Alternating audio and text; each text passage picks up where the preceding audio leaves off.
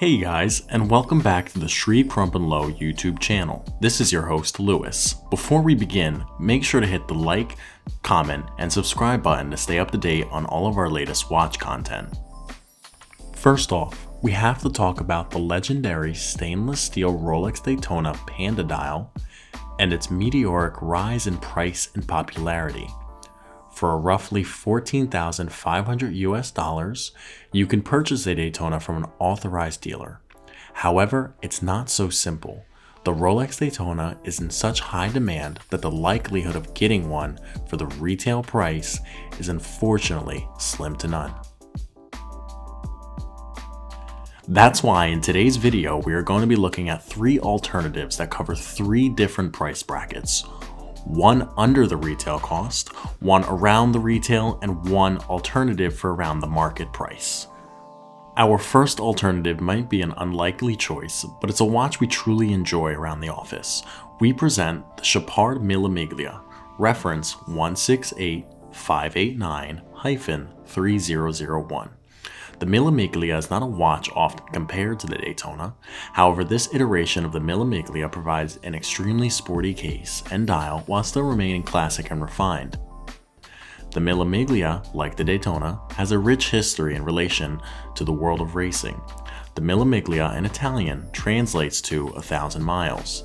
It is a famously historic open road race established in 1927 by two young Italian counts, which took place in Italy 24 times from 1927 to 1957. Since 1977, the Mille has been reborn as a regularity race for classic and vintage cars. Participation is limited to cars produced no later than 1957, which had attended or were registered to the original race. Like the Miglia, the Daytona is also named after the famous American race, the Daytona 500. The racing theme continues to be seen throughout Chopard's Mille, from the dial layout and dial accent to the sporty tire tread inspired rubber strap. One feature that may pique the interest of the collector more focused on finishing is that this Mille has an exhibition caseback prominently displaying the handsomely finished chronometer grade ETA movement. Size-wise, the Mille comes in at 42mm compared to the 40mm of the Daytona. Similar to the layout of the Daytona, this watch has three subdials: running seconds, minutes counter, and the hour counter for the chronograph. One particular difference is the Chopard has a date at 4 o'clock. Overall, this may be a much different watch from the Daytona, but if you're interested in a sports chronograph with a workhorse movement, this checks all the boxes while still coming in at far under the retail price of the Rolex.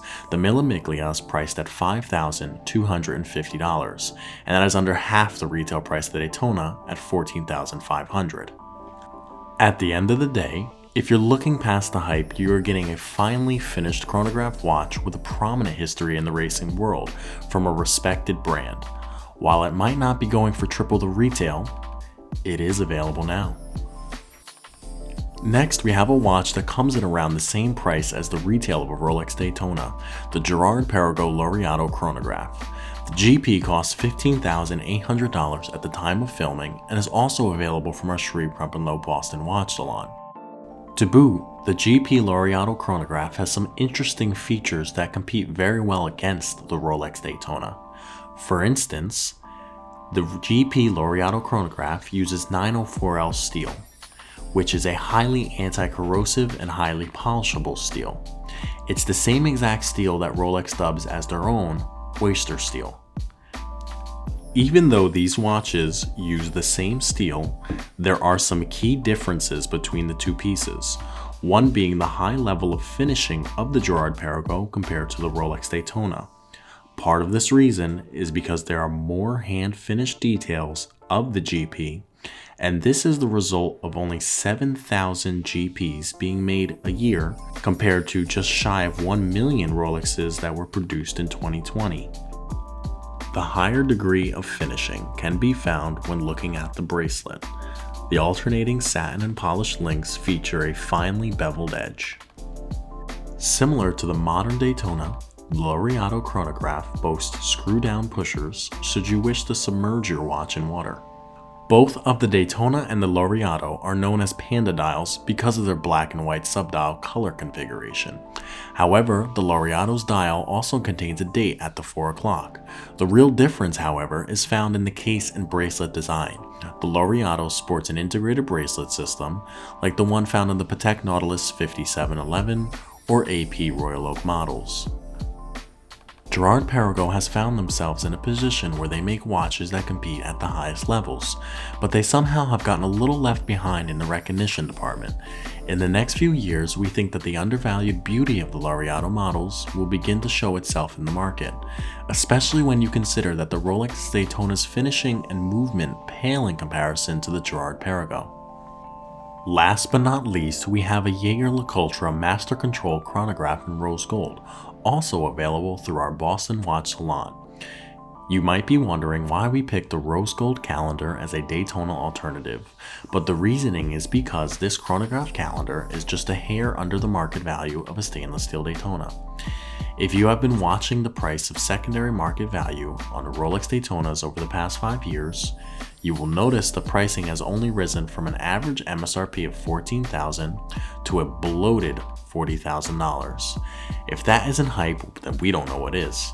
The finely finished Jaeger-LeCoultre Master Control Chronograph not only outclasses the Rolex Daytona by miles, but it also comes in at an MSRP of approximately $29,000, a solid $10,000 under the secondary market values of a Panda dial Rolex Daytona.